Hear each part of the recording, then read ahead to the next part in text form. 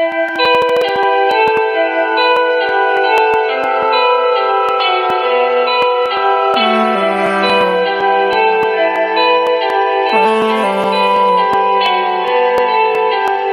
got a hunger for money, I'm about to go get it. Hunger for money, I'm a bounty hunter.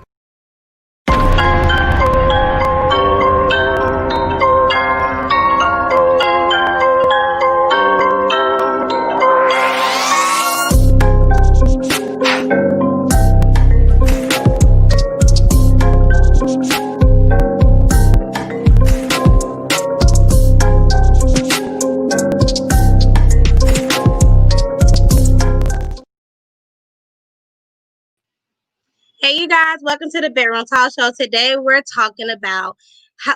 Today, I'm so sorry, you guys. I'm totally not myself today, so y'all be mindful. Okay. Today, we're talking about how can we focus on our kids' future. And we have two Black business women who I'm super excited to interview. And you guys, we're going to get right into the interview process. And if you have any questions, please don't hesitate to ask them. And I'm super excited. Hi, Teresa. How are you doing? Hi, I'm doing great. How are you? I'm doing great. And the name of her brand, you guys, is called the Mighty Squad. And for you guys who can get to know her, I want you guys to look at her commercial. Hey, I'm Teresa Chase, the creator of the Mighty Squad. We develop creative resources to help children of color feel good about who they are and what they can become. There is something special about each book. Careers A to Z shows that an industry dominated by a specific gender doesn't make you feel like your options are limited. It also showcases non-traditional career options like ballet dancers, electricians, welders, and helicopter pilots. Feelings A to Z allows a child to be exposed to the reality that they can have a lot of different feelings. Children need to know which behaviors are acceptable while experiencing those feelings. Dad Time features dad-themed activities, conversation starters, and fun and interactive coloring pages. This version of Dad Time is meant to be shared. Join my email list at themightysquad.com to be the first to know when the individual dad and child copies are released. Thanks. So, can you tell us a little bit about what is the Mighty Squad? Who are you? And let's tell your backstory. Sure. So I am a mom of 3 boys, and I want the world for them. And once I started thinking about it, I really want the world for all children. And I realized that not every family has a mom that has an HR background or a mom that is super intentional about making sure that you understand all the different feelings you have. And then other areas where I just want my children to thrive, I decided I wanted to create a community of sorts that mirrors or that reminds me of my boys and some of the other children in my life. So the Mighty Squad is made up of 5 characters, 3 that are named after my boys, 1 that is named after my niece, who I love dearly, but I did not grow up as close to her as I did some of my family. And then my goddaughter, who has alopecia totalis, so she doesn't have any hair at all. And I wanted to create products that they could see themselves in, and that could be given to other children in order to help them build character and feel more confident and aware of what their future can hold.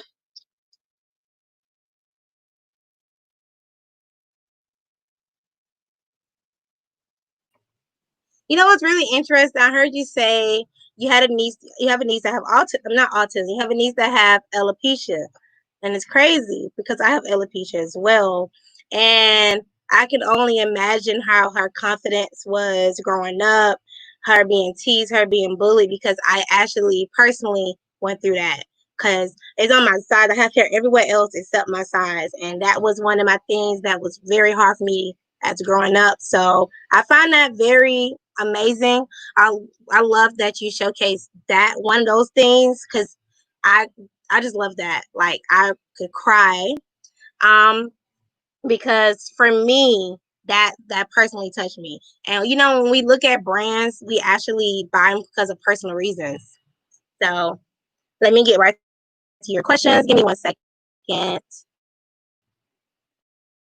me 1 second. I'm sorry. If you guys You're don't know fine. who she is, you guys, I was saying you're fine.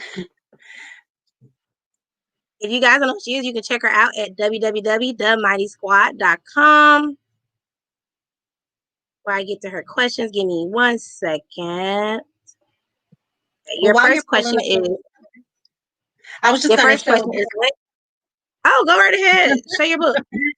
So, just so you have a bit of a visual of who the characters are, this character is Max, named after my youngest baby, Maxwell.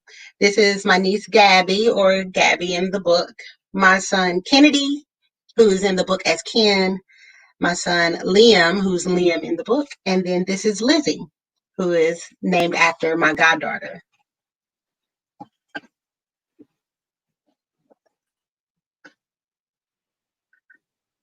Alrighty. Your first question is, what made you start a business dealing with kids? So I really think that children are amazing. And I think that if we give children a stable foundation, they can take over the world, which is exactly what we need, obviously. So yeah, I just wanted to invest in my boys, and then as an extension of wanting that for my children, I want it for all children.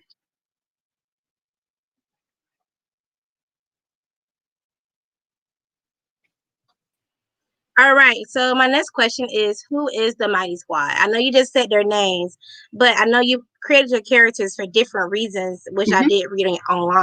So can you explain who is the Mighty Sure. So the Mighty Squad, I really want them to feel like the kids next door, because for my neighbors, they kind of are the kids next door.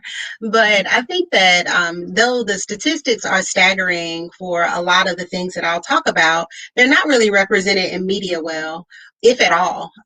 So one of my characters, or I should start by saying that in my home, we have two different diagnoses that we are living with. One is autism, and two of my children are on the autism spectrum. And then one of my children also is on the sensory processing disorder.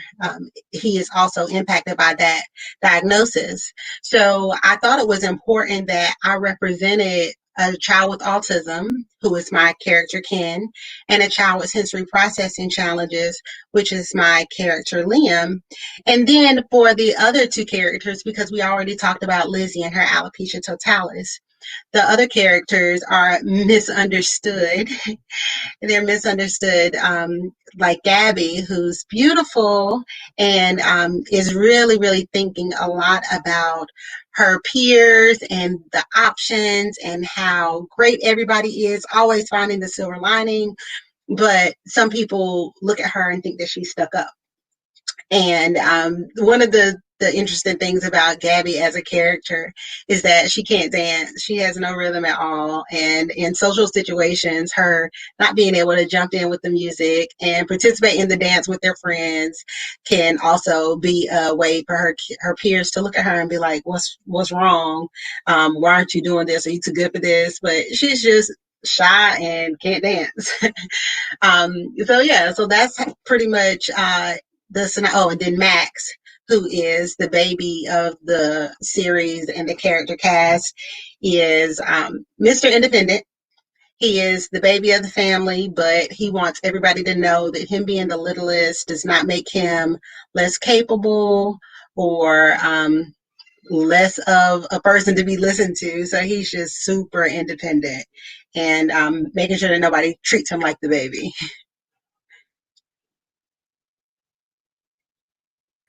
I think that's crazy. You talk about autism because my son have autism, and I feel like in the Black community we don't talk about it.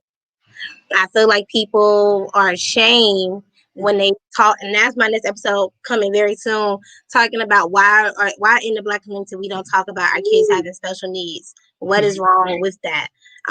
It's something wrong with that within our community, and I want to just applaud you for creating characters that have autism and creating another character that's on the spectrum that doesn't have autism. That's very important as well, and that's one of my purpose and my whys. So that's very important. So Awesome. what made you create the Mighty Squad? I'm pretty sure you already said it, but just in case anybody had that question, what made you create the Mighty Squad? So I wanted to be able to reach as many children as I can and give them. So to be completely honest, I think that a lot of parents want to expose their children to experiences and give them everything they need in order to have amazing futures. I think that different parents have a harder time creating those types of teachable moments for their children. And the products are really to try to fill in the gaps a little bit and be a conversation starter between parents and children. Like, for example, as a mom with a child that has autism and sensory processing disorders, one of the occupations that we have encountered is an occupational therapist. And if you don't have anyone with a diagnosis in your life, that has to go to OT, you don't know that that career even exists. So it's a way of kind of creating an opportunity for more experiences in careers A to Z. And also because I know that a lot of times people try to push college down kids' throats, even though I don't believe that everybody is going to necessarily thrive in college. I mean, statistics show not everyone thrives in college.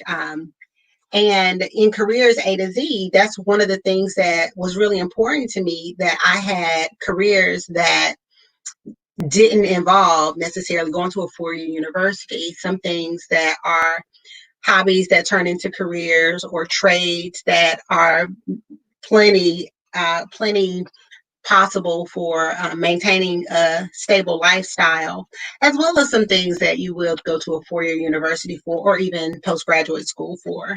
So yeah, I just want to make sure that kids have a good idea of who they what their options are, and then of course for feelings, I want to make sure that they know that they can have a lot of different feelings, and it's not anything that other people don't have. So I think that another thing that I'll say about feelings is that sometimes children can be really angry. And I think that, and I heard a male therapist, Rashad Miller, say that anger is like, he can only be happy or he can be angry. If he was anything else, people didn't know how to accept him as a Black man being something more than either happy or angry. And I think that we have to get to the point where we allow our children to understand all the range of emotions that they can experience, so that they understand that they can operate in that too. Like, okay, you can operate in sad, but if you're feeling sad, but you don't want to act happy, will you act angry? So if we create an environment where anger isn't the only other acceptable emotion that will help us get what we need, then maybe we'll start seeing less anger and more of what the real feeling is.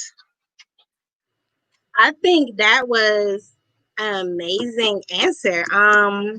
Okay. I don't even have anything else to say back. I don't even have words, and I normally have words.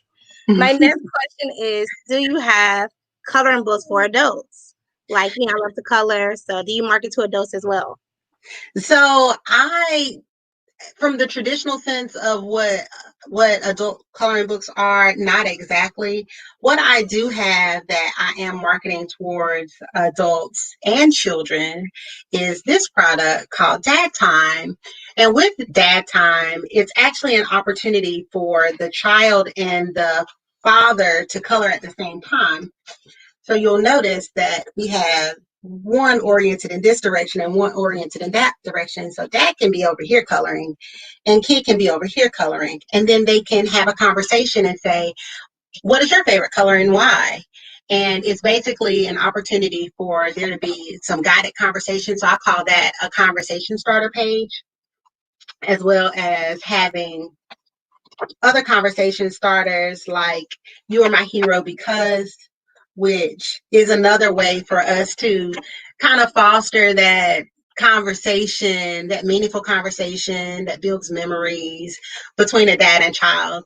I have been asked often if I'm going to do a mom edition, and I believe I will, but I really don't feel like dads get enough love. I feel like everybody's always women, women, women, and I got to give dad some love. I have an amazing father for my children who's actually managing everything like 80% of the time in our life. So do I have an adult coloring book? Not exactly, though I do think that these images are really cool and fun. So this is also a part of dad time. So I think adults can enjoy them too while they are coloring with their child. So here's another.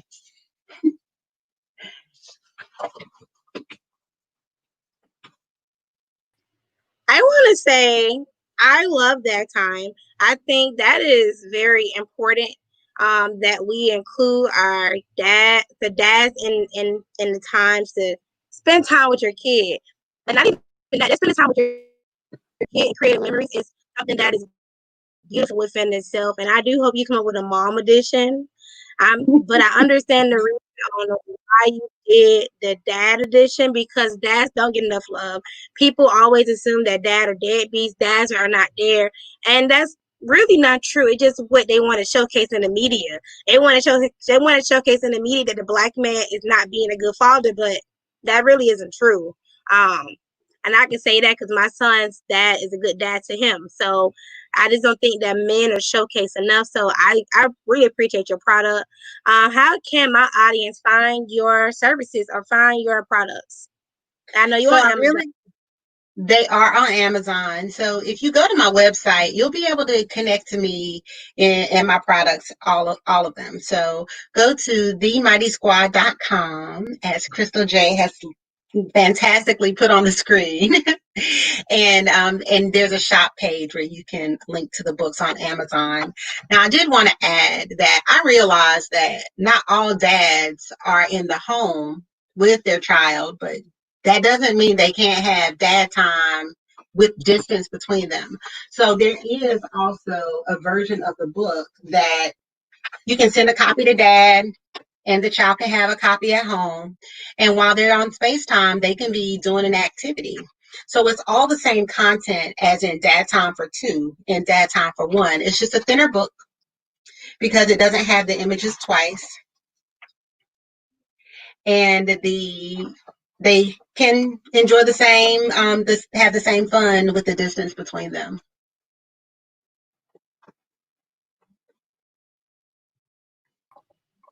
I'm sorry I forgot to unmute my mic, but I really do love that product.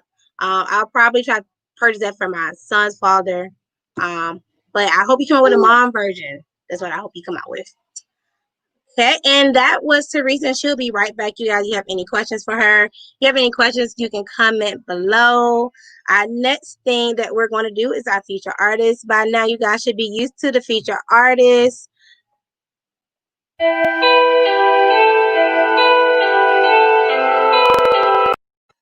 And the feature artist of this week is KrewShitOnly with their song PSA. Look, it's time for you to witness greatness. You can't tie me down like your laces. Always coming first, we don't know what second place is. Now all we see is green like the codes up in the matrix. Yeah, nigga, the name is Deuce. So please don't ever get it confused. And I feel fresh like Westbrook in the press conference. Only 17, but Deuce got adult content. Damn, Deuce, why you ill like that? Why you always trying to go for the kill like that? Cause if I don't, that mean I ain't giving you real. I was built from real, so I just gotta let it spill. Look, Yeah, it's time to spill the beans, cause a lot of you niggas don't know what rap really means. With my bars I spark a fire, then we keep it rolling like a motherfucking tire. And you know I ain't tired. They saying Smiley, why you had to do him like that? You don't even know that nigga, but you robbed him for his cash. I dashed on that nigga like boom and Lil Flash. I was tripping off some good shit, smoking from a glass. Forgot I had class, mama about to beat my ass, but I had a piece of ass, ban that shit for later. How you doing, ho? See your ass later. I don't wanna see you on the street, no meet and greet. Smiley, shine boy, look, but don't speak. She just wanna fuck every day of the week. So pass the boob, the pussy, the lips, and those cheeks. Yeah, we gon' see how you's a good freak. I don't really understand what they talking about. Why they running their mouth if they ain't on the same route? I'm trying to get what's mine, yeah, I'm on a paper route. While y'all niggas doing time from trying to gain a little clout. Bitch, I'm doing things, yeah, I'm doing numbers. Spitting too much. And that was our song PSA for this week. This next person we're getting into, she owns a school where she likes to educate teachers. And I think that is so fabulous, you guys, that she likes to educate teachers. I think it's very important that our teachers go back to school and keep staying up to date with today's technology. And I'm going to let her introduce herself, and we're going to get right into her. Everybody, thank you, Sister J, for having me. My name is KrewShitOnly. I'm the founding executive director of BK International Education Consultancy. Our vision is to nurture the natural creativity of children to grow youth into critical thinkers, good decision makers, and productive citizens. And we accomplish this by strengthening BK educator knowledge and skills through customized curriculum design and accredited professional learning with a focus on STEAM education. And STEAM stands for science, technology, engineering, arts, and mathematics. So thank you, Sister J, for having me today. You're so welcome. And I'm going to show her a commercial for you guys to get to know who she is. Just a little bit more. Hello, my name is Bijane Kareem, and I'm the founder of BK International Education Consultancy. BK International Education Consultancy is a dynamic company that equips K-12 educators, administrators, and parents with various activities dealing with science, technology, engineering, arts, and math to make learning these subjects fun and interesting. In addition to interactive labs, we provide consulting and grant writing, STEM and STEAM program startup, program evaluation, and cultural immersion tours for educators. Through the many services that we offer, we are eager to work with you, so visit us on our website, Facebook, or Twitter, or give us a call at 678-820-9195 to schedule our services today.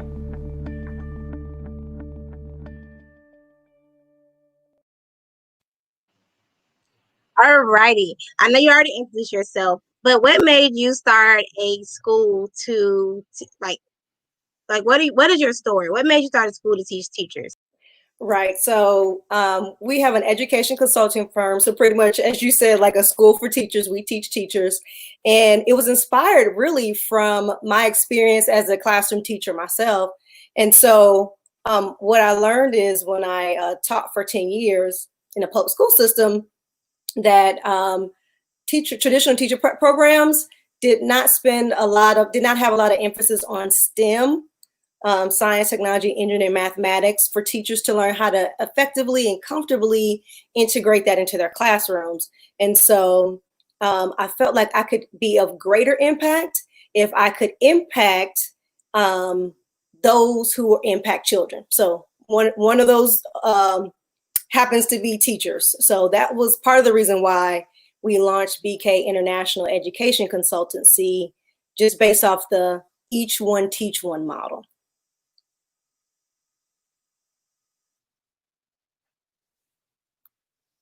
My next question for you is, what made you start? What inspired you to start the school? Or did you just answer that question? Well, well, I can add on to it. So in terms of starting our education consulting firm, it's really based on my background. So prior to me going into education, I was a science major. And so I worked in the science industry for some time, and then I transitioned over into education. And so me starting my own education consulting firm was a way for me to marry my two loves, my love of science and my love of education. So that's what prompted me to launch the education firm.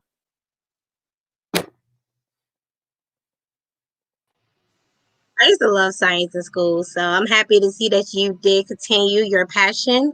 My next question is, what made you passionate about helping others in the community? Because I know within your business you have a community outreach and you also teach grant writing. So I thought that was very important to talk about that because grants right now is a hot subject because of COVID-19. Exactly. So one of the things that is acutely in our radar is the fact that we would like to help support specifically elementary educators increase their use of effective instructional technology. And so, as you said, because of COVID, there's a lot of remote learning, online learning, virtual learning, and we want to be able to help support teachers be able to do that effectively and efficiently. And so one of our flagship programs that is normally conducted face-to-face in the summer is called Project SMART. And so Project SMART is an opportunity to serve two target audiences. It serves teachers and as well as it serves students. So in terms of teachers, it strengthens educators' knowledge and skills and being able to effectively use educational apps and integrate problem-based learning. And as far as for students, Project SMART immerses them, particularly students of color, in exploratory opportunities that grow their skills needed for tomorrow's workforce. So it's a win-win. Not only are we helping to support and build teachers' capacity in instructional technology, but students also get the experience and may be interested in wanting to go into STEM fields. And so we just wrapped up a 2-week camp that we converted from face-to-face to an online virtual camp. And we were so impressed with the students' projects. We had students to sign up all the way from California to here in Georgia. And they had the opportunity to be introduced to computer coding, various STEM careers, the engineering design process. And as a result, it helped to strengthen their creativity, their collaboration, critical thinking, as well as communication skills. So that's just one of the examples of our outreach program that serves two target audience, teachers and parents. And as you mentioned, we also have this training centered around grant writing. And so as an educator myself, I realized that if in order for me to be able to do cool things like robotics in the classroom and STEM, a lot of times I was finding myself coming out of my own pocket to purchase those materials and supplies. And so eventually I got tired. I said, okay, there has to be a way that I can save my coins and still, find these materials and things that I need for my students to give them a great educational experience. And so that's really when I honed my grant writing skills. And so as a return, I am teaching the science of grant writing for other educators. So we have an upcoming masterclass to help teachers learn the science and the art of grant writing so they can save their funds, their coins, but also still be able to get the things that they need for their kids, whether they're face-to-face or they're teaching remote online. I think that is very amazing because as we already know, COVID right now is hurting a lot of businesses and teachers' salaries. So I think it's important that teachers learn how to write grants to get the funding they need for their kids because our kids are our future. Absolutely. And my next question is, can you tell us more about your community outreach programs and what your organization offers?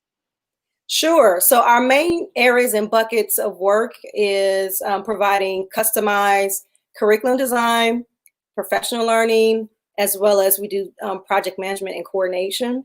And so we have a variety of projects, but typically our focus tends to be on the adults that impact kids. So we have a lot of educator trainings and outreach, as well as we have some family-oriented projects as well. And then, as I mentioned, our Project SMART served two areas. It served both teachers as well as students. So teachers and students are learning side by side.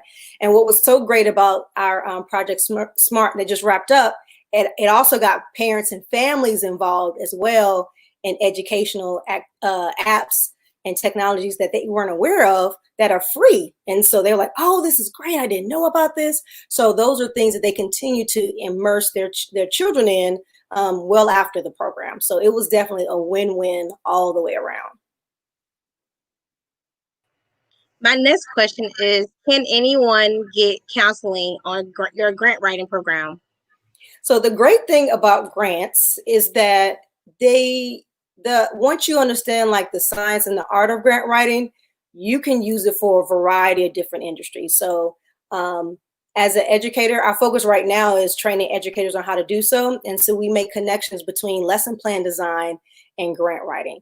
But the same thing can be applied for nonprofits or for faith-based organizations. Or right now, there are a lot of grants actually that are open and available for small businesses, businesses who are owned by women or people of color. So the same skills, criteria typically is the same for most grants, but depending on who the funder is, it may be a little bit more complicated or less complicated. And even the fundamentals of grant writing can be used for scholarship writing. So we know kids who are graduating from high school and want to go to college or interested in go to college, but may need funding support like I did. Knowing how to grant write and scholarship write has a lot of parallels. So yeah, we're definitely open to those who are interested in the grant writing process.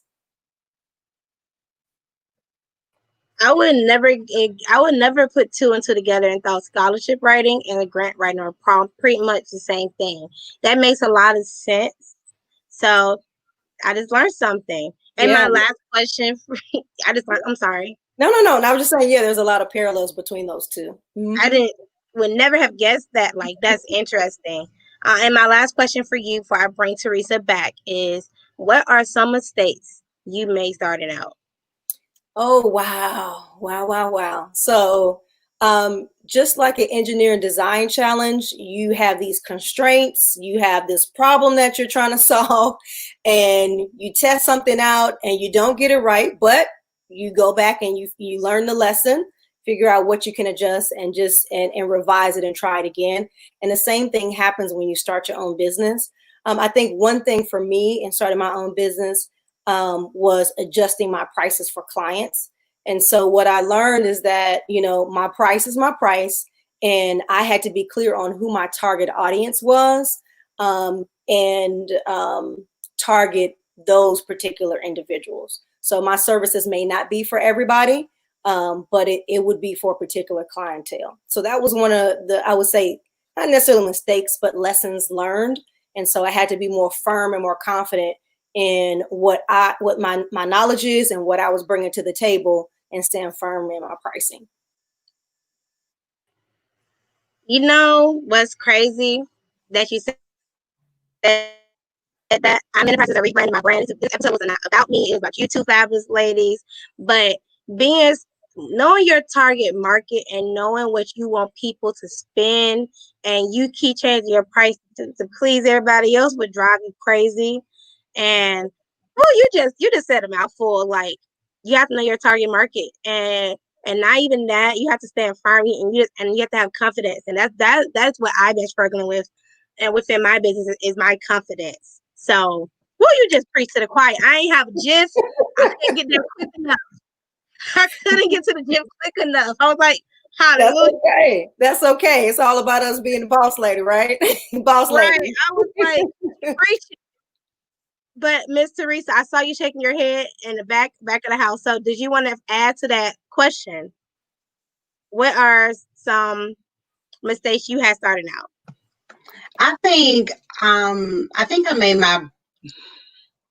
what are some mistakes starting out? I think that the thing that I was resonating with most with what Miss Visionay was saying was that you have to know your target market, and you can't change your price to try to fit more people in. I think I can really resonate with that, not from this business, but from previous ventures.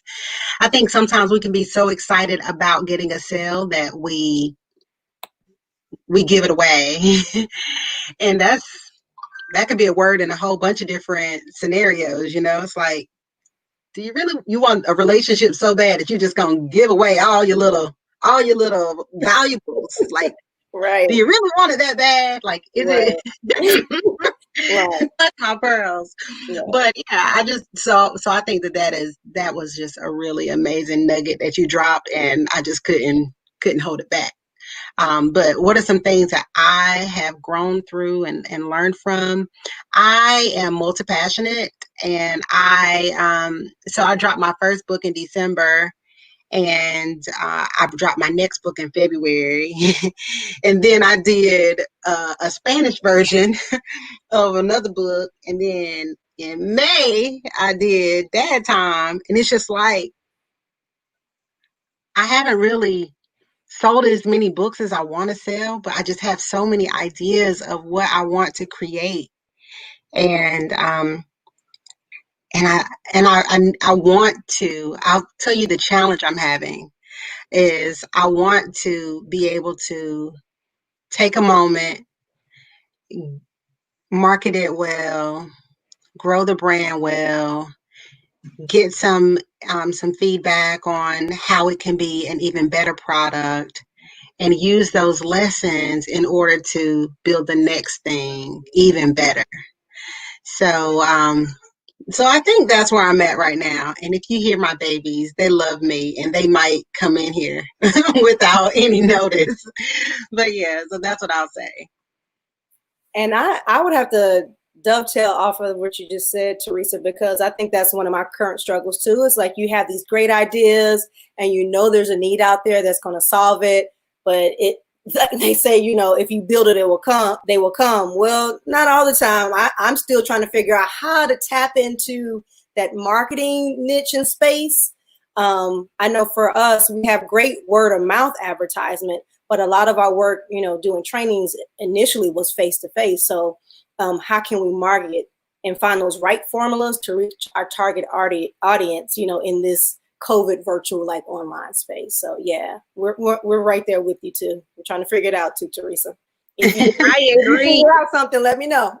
Let me know, because I have so much to give, but the marketing, I am working on it, and it's I'm learning. I'm investing in myself by taking courses to learn more. It's a lot. Being a business owner it's not all fun like people think it is. Yeah, it's a lot of It's work. stressful.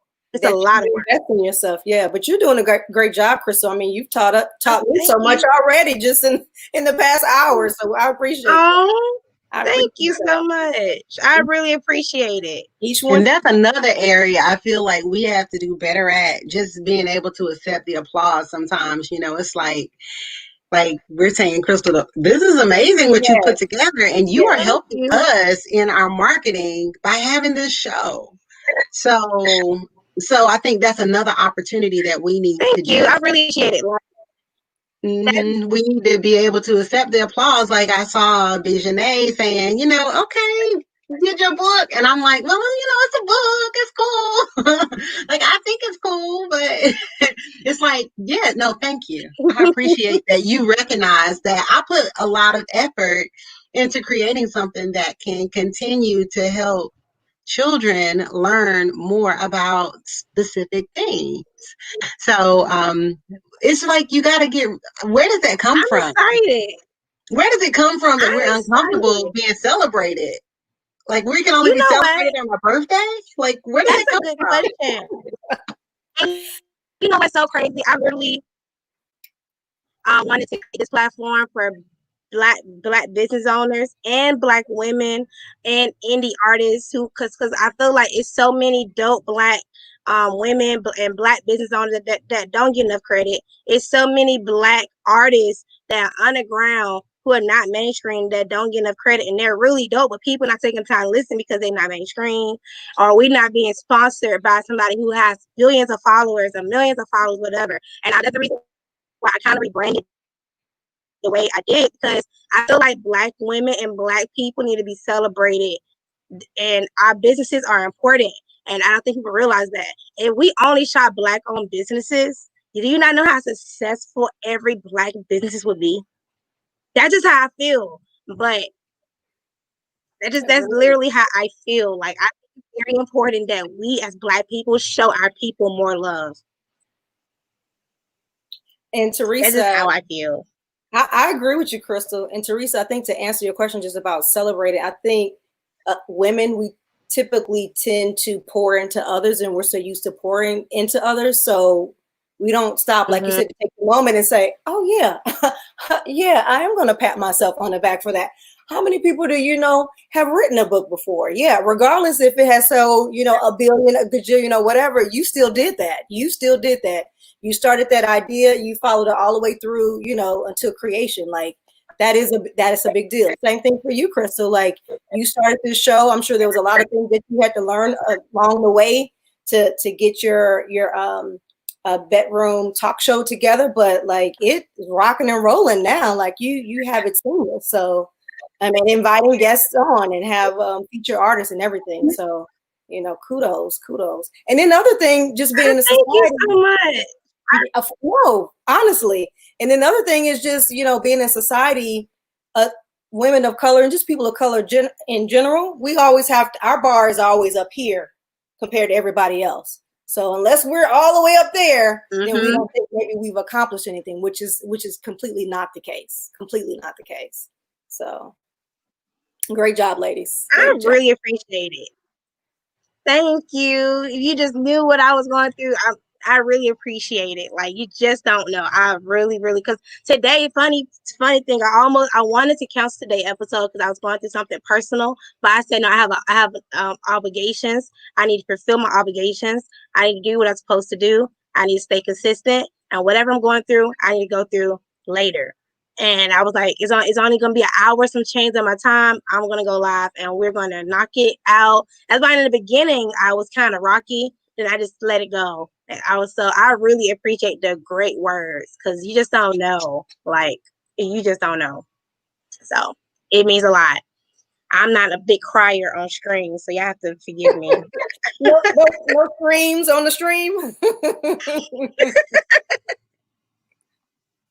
What made you okay, this is both of you guys. What made you become passionate about creating a business or a platform for our kids? For you, the question will be a little bit different because it's targeted towards our kids, but it's towards our teachers. Just in case somebody didn't know that. So anybody can answer that first. Well, for me, I would say passionate just from my 10 years of teaching in the classroom as a teacher. To be honest, that is where my passion came from. And then also just seeing that I could be of support to help teachers feel more comfortable in their instructional practices in the classroom. So I would say that just basically just my experiences, my educational experiences. Yeah, I think becoming a mom is what made me so passionate about kids, especially because whenever you find out you're pregnant, right? You're like, oh my God, I have this baby, I'm gonna give this baby the world. And then you start realizing what giving them the world really means. And then you start realizing what obstacles you're going to have as a parent, and then what obstacles your child is going to have as they're growing up. And then when you add in developmental challenges, it's like, okay, giving them the world is so much bigger than creating a stable, predictable environment. It's so much bigger than making sure that they eat. It's so much bigger than loving them, and so that's what made me passionate about kids overall. Especially, I feel like I have a different perspective on parenting than some parents do, or some adults, even teachers, I think do. I think like some teachers, I'm like, why are you a teacher? Because they're not advocating for the kids the same way that they should. And it might not be for a lack of training. I really think whenever people don't treat children the way they need to treat children, it's a heart issue. But anyway, let me get off that soapbox and just say being a mom is what made me passionate about kids. And I'm an advocate for every kid that I meet. If I see a parent, like, I don't know, y'all might read about me in a headline in the future. She stopped somebody from throwing their kid over a rack of clothes at Walmart, and now she dead. Because I'll advocate for any child. So if I see it going down, I'm like, what's going on? How are you feeling? You know, Mom, you need to talk because it's like clearly it's something else going on. So I agree. so yeah. I agree. Sometimes I want to talk to parents and be like, what are you going through to talk to your child like that? Are you okay? Because sometimes we take out, and we don't mean to, we're human. We take it out on our kid. And I agree with you. I see it all the time. I just walk by and shake my head like, why are you talking to your child like that? It's literally a toddler. You're screaming at your toddler. I never understand it. So if you're an advocate, I gotta clap for you. That's another book, Teresa. That's another book right there. Listen, it's exhausting. Like, I don't know what made me this way, but yeah, I love children, and I will advocate for them. It's like, just please let my children be with me so I can't go too far. Say that again. You can create, my son is right here. You can create a whole brand behind that. I think you can create a whole brand behind being an advocate. Yeah, I think that's my core. So that's definitely. And you can market that. Market that. Mm-hmm. Yeah, I'm definitely branding my squad. It just came to my head. Yeah, I definitely think it's going to work its way into my my personal brand. Like, Dad Time isn't technically the Mighty Squad product, but bonding and creating memories is such a big part of who I am. And I think sometimes, I mean, like, even sometimes I'm distracted, right? And I might not be making time for my child while I'm scrolling through Facebook. We can get so sucked into social media, and then the kid wants a snack, and you're like, you know. But I think having resources, but having resources like this, maybe your child will grab it off the bookshelf and say, can we color a page? It's harder to turn that down because you're like, okay, now there's something structured that we can do together, and I know this is going to make a memory. So yeah, it's definitely gonna be a part of my personal brand, just because it's just too much in me not to. It's just gonna keep showing up, even if I try to make it something else.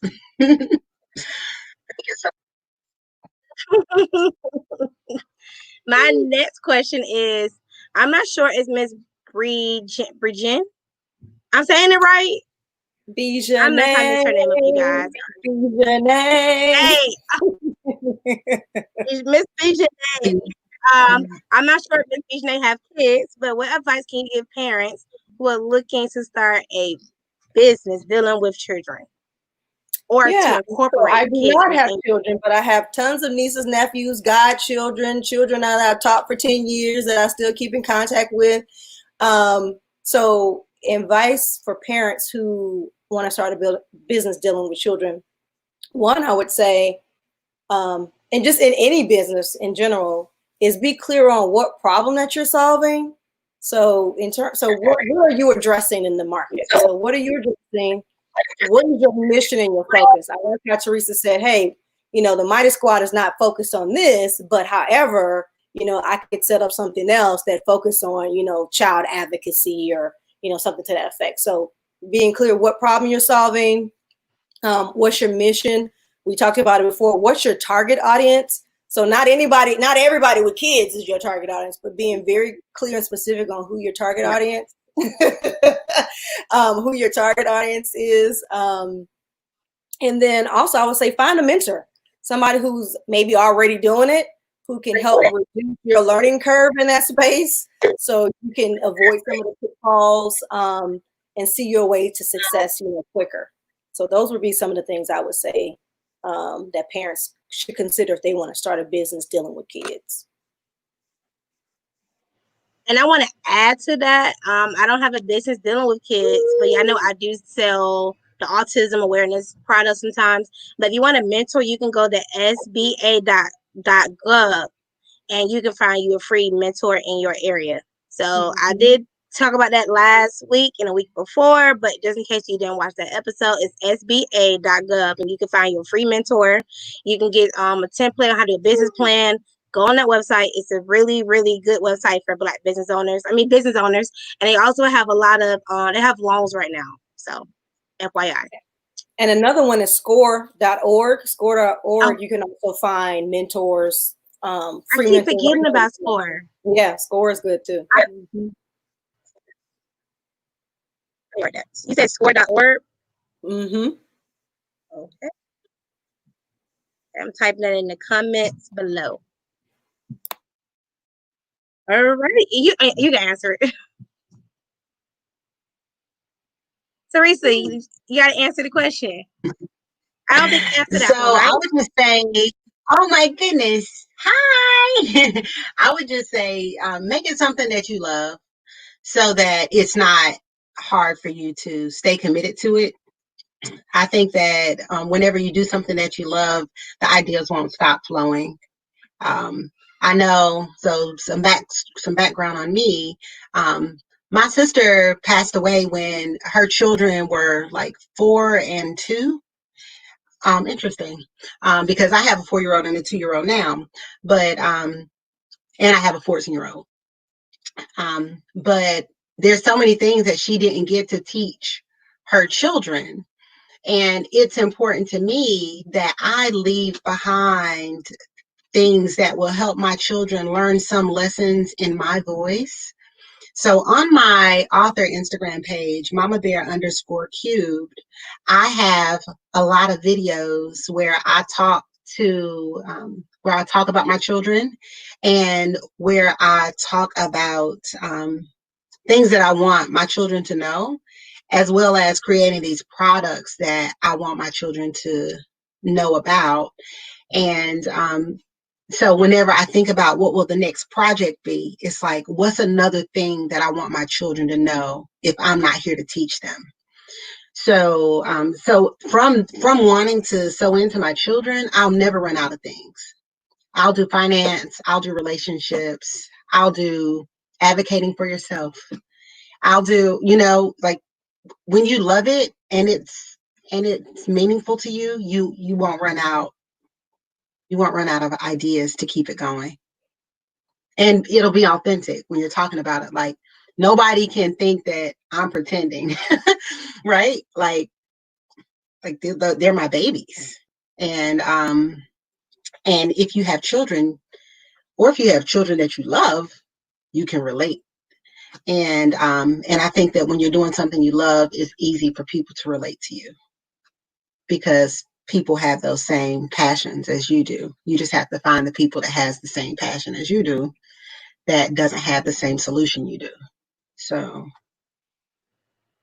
long answer, but that's what I got. Great. It's not a long answer. I don't think it's no such thing as a long answer. I think that was your truth, and you lived in your truth. Like, some answers can't be cookie cutter. So I don't think not towards you, but a lot of people don't realize that. So sometimes you have to be passionate about the answer. So there's nothing wrong with what you said. The next question for both of you ladies is: this is my son. This is Zachariah. I knew he was gonna come over here. Hey, say wave. Now he looks. That was very good eye contact. He has autism. He's on the spectrum, and he's 3. So he gave you guys eye contact. So that was him speaking. So that yes, that's amazing. I wish I was there to give you a real big hug. You saw the eye contact, right? Mm-hmm. And then he walked away. What is the most frustrating? That was a general statement. When I typed it, I really meant, what is the most frustrating thing in your business? And I can go and edit it as you guys answer it. I think that that the most frustrating thing, like, I feel like, I think just getting it into the hands of the people that need it most is the most frustrating thing. I think that the students that might struggle with their feelings, like, I've given copies to some school counselors, but I don't know if they actually get to the students that need them most. I think I did this thing, and I'll probably do it more often, where for every 10 books sold, I would give one book to a child in an underserved community. Because whereas I think that the products are good for all, for all children, I definitely feel like there are some children that need it more desperately. Maybe there's a child that, I don't know, in foster care that's not in an ideal placement that might need it way more. And it's just getting it into their hands so that they can feel the love that I'm putting into the product. And that I actually had a coworker who believes in my work, who gave me $300 for products, and I was able to actually give books to all the boys on a social worker's caseload, for careers and for feelings, so that they'll have something to look forward to, something that was just for them, so that they can start thinking about their future more, and just have a bit of an escape. A book is an escape a lot of times. So yeah, most frustrating thing is getting it into the hands of the people that need it most. I would say the same thing too for our business. So what I've come to learn is that in terms of our target market, although our target market is teachers, we realize that teachers are underpaid. And so asking them to pay for services, sometimes it doesn't sit well. So being able to find funding to help support the professional learning, to provide access to educators is key for us. And then even our virtual camp, our Project Smart that we just wrapped up, was specifically designed for families of color. And so again, some have different, socioeconomic status. So can they pay for it? Can they not? So being able to find funding and a sponsor who will cover like the tuition costs for families so they can still have access. So whether it's for families, whether it's for teachers, finding funding to be able to, like Teresa said, put it in the hands and get those people access who would benefit most from it. I love both of you guys' answer. I love that somebody gave you $300 and you was able to give them to foster kids, because I feel like I want to be a foster mom one day. I feel like a lot of foster kids are 9/11 home and they're abused and neglected, and it's very unfortunate. So I think that's awesome. And for you with the teachers and getting scholarships for them, it just really blows my mind that how like Black women are dope. Like people don't realize that. My next question is, how has COVID-19 affected your business? So I will say for us, we've had to pivot face-to-face trainings and things like that until online. And so we've been very busy since March until now, and just stopping to think back, I was like, oh, okay, wow, we've accomplished a lot. So we've been working and building our our library, increasing our library of online courses for educators. And so in that time, we've created a course on creating accessible learning environments, and specifically for teachers, and working with students with special needs. So students who may have hearing impairments or vision impairments, how can teachers be inclusive in their online instruction and be mindful of supporting their learning needs? So that was one course that we were able to launch. We even conducted 2 webinars and created a toolkit around that course. We're currently working on a what's called a bot basics course, teaching teachers how to use robotics effectively in a classroom. We're working on, like I said, the grant writing masterclass. We just launched and concluded the Project Smart for teachers and for kids. So we're in the process of revamping that. So the main thing for COVID for us is pivoting our face-to-face services to an online model. So that's been our wouldn't say challenge. I said a pleasant opportunity.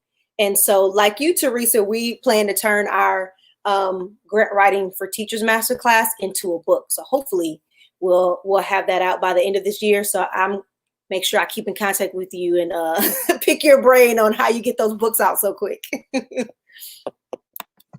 I got you.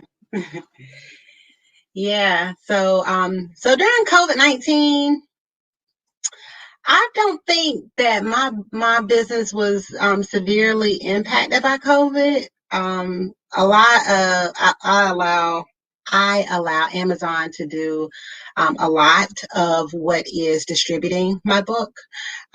So from that standpoint, things haven't been so different. I will say that not having the commute to work, like we're working from home now because I do work full time. So not having the commute and being already at home for my lunch. If there are deliverables that I need to do for the Mighty Squad, I can do it before work a little more easily, on lunch a little more easily, in that small fraction of time between work and having my babies again. So it's just easier to manage having all of the things that I need to do getting done during those pockets of time that used to be spent in commute. I also saved a couple of dollars, but by not going out to lunch every day. But yeah, so I would say COVID has not. I mean, my books do get shipped a little slower, but Amazon is pretty legit. So so they've kept me pretty much where I was before.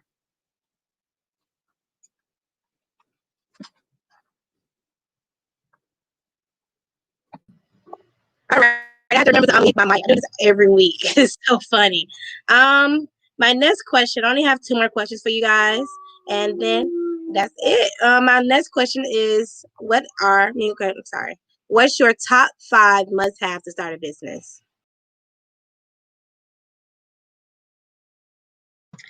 So I would say an idea,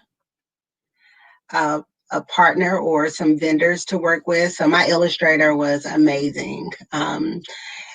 I asked him what I needed, and in like a couple of days, he was giving me proofs for me to look at. Support, patience, and then some idea of what your budget should be so that you aren't just getting out of control as it relates to what you're spending to try to get it started. So so I say a budget, support, your vendors or partners, an idea, and just a commitment to getting it done. I like that. I would say pretty much some of the same things, Teresa. So I think I mentioned some of these a little bit earlier, but top 5, I would say, be clear on what problem that you're solving. What is your purpose? Like, what's your mission? Who's your target audience?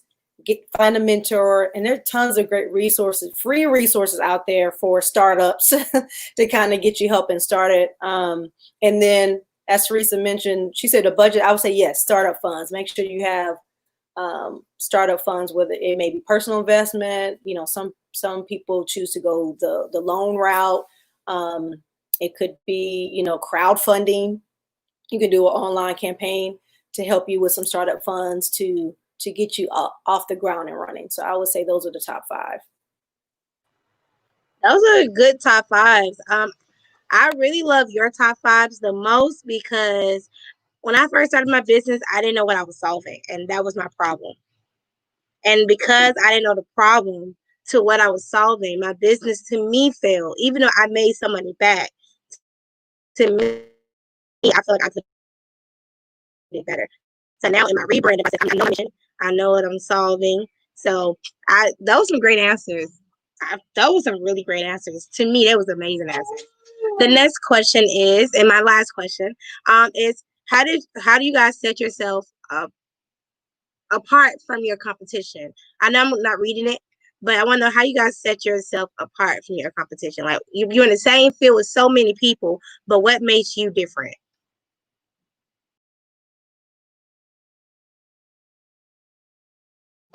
I think one of the things that makes me different is that I'm trying to represent the underrepresented. So to me, it's not just about pretty pictures and, a perfect character that has no flaws or something like that. It's just I want it to be real, and I want it to represent the people that are underrepresented. I don't think that my competitors are doing that.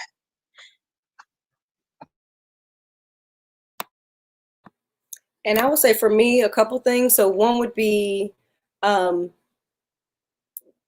services that I'm providing. I've actually gone through them myself. So I'm a teacher teaching teachers, for example. So I know what it is to be in the classroom. I know about the demands. I know about, spending personal funds. I know what it is to may not feel comfortable about implementing certain type of curricular. So all those things, I understand the culture and the educational landscape. And so I use that in those pain points to provide high quality services for educators. And not only am I a teacher teaching teachers, but I also help expose kids as well to high quality educational experiences. So I'm tackling two fronts. So the educator side, the kids side, and then we in the future we see ourselves doing more with the family side. So that trifecta that will really make a great impact on families and communities.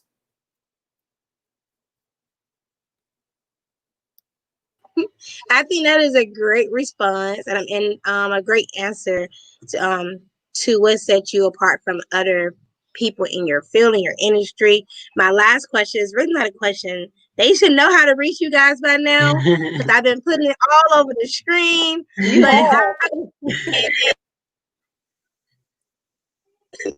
How can they find you guys?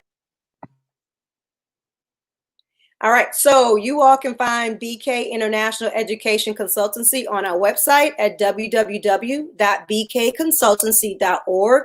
We're also on YouTube, Facebook, and Twitter at BK Consultancy, and we're on Instagram at BK_consultancy. So hopefully you follow us, you tag us, you hit us up, you check out our website. We look forward to connecting with you in the future.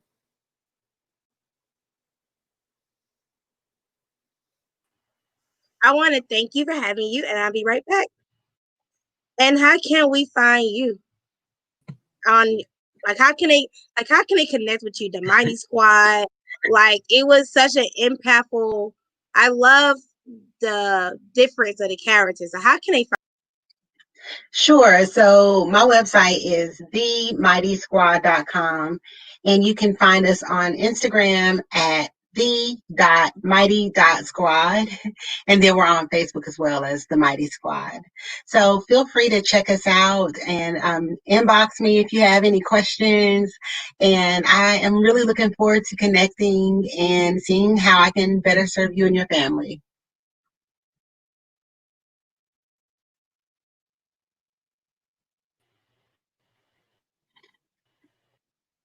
Do you guys have anything else to add to this episode, or anything you just want to say about your business, that why people should work with you? I just say stay tuned. We have a book dropping later on this year for educators about grant writing for teachers. And then we have some ongoing what we call e-courses. So check out our events page, and just thank you, Crystal, for having us on today. It's been great getting to meet Teresa and you as well, and learning more about what you both do. So it's always thank you and inspiring. No, you guys inspire me. Yes, and I'll say the same thing. Thank you so much. I'm so grateful to this opportunity. And thank you for sharing your audience with us.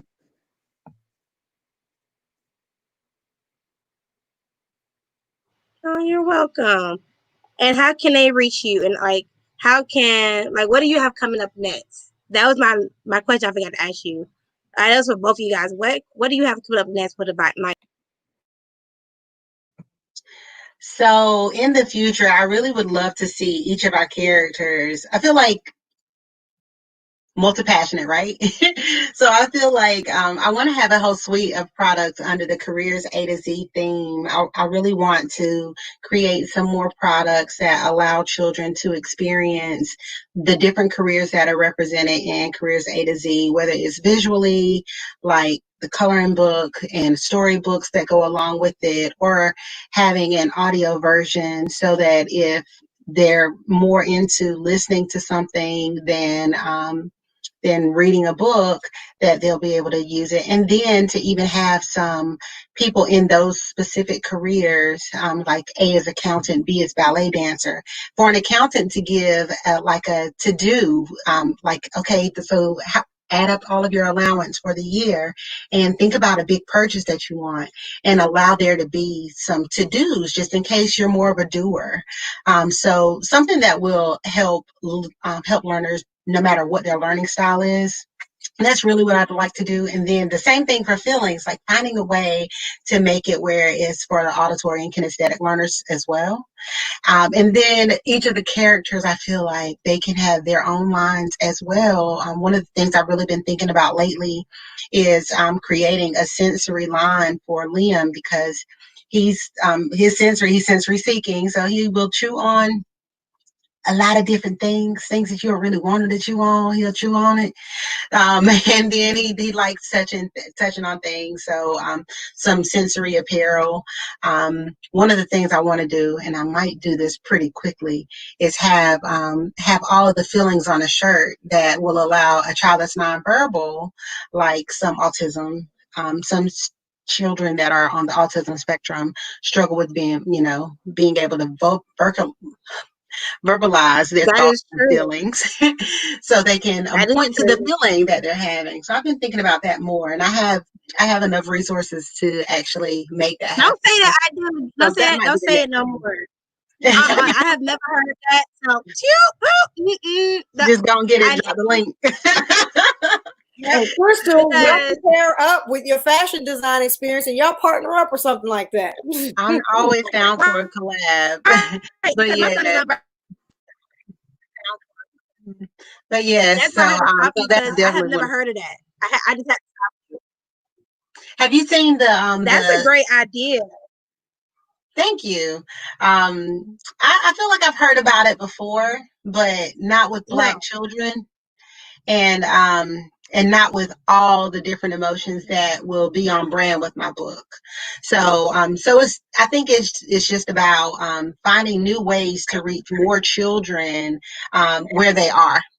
And then leaning in more to who the characters are, to saying these are some things that help Liam, having the jewelry so that he can get the sensory input, and having the sensory apparel that he can get some sensory input from rubbing the sequins, or if it's felt, or if it's sandpaper, whatever the thing is that gives them the input that they need, making it a part of the apparel. And then, for Lizzie, maybe it's some type of dance lessons, like I really want to make it where each character has their whole line. But obviously I have more ideas for books as well you with really different things. want to brand it. I love it. You know, I'm a big autism advocate, so anything autism, I'm there for it. Like, you have an event for autism kids, I'm there. Like, I'm a strong advocate for it. Anything special needs, I am there. Being a parent, I understand. Like, that's all I gotta say. And do you have anything you want to add about your business? What is your business gonna do next? Are you like? I know you probably. I already heard you. I think you said you're gonna add more videos to your online gallery, right? I think you answered that question. So I think I just answered that. Yeah, we're going to add some more So courses to our online library for teacher training for educators. Yes. And dropping that book like Teresa. I think she answered that already. So that's conclude our episode, you guys. Thank you guys for being my co-host today. I really appreciate you guys, and I really hope you had a good time. And that concluded. Bye, you guys. Bye.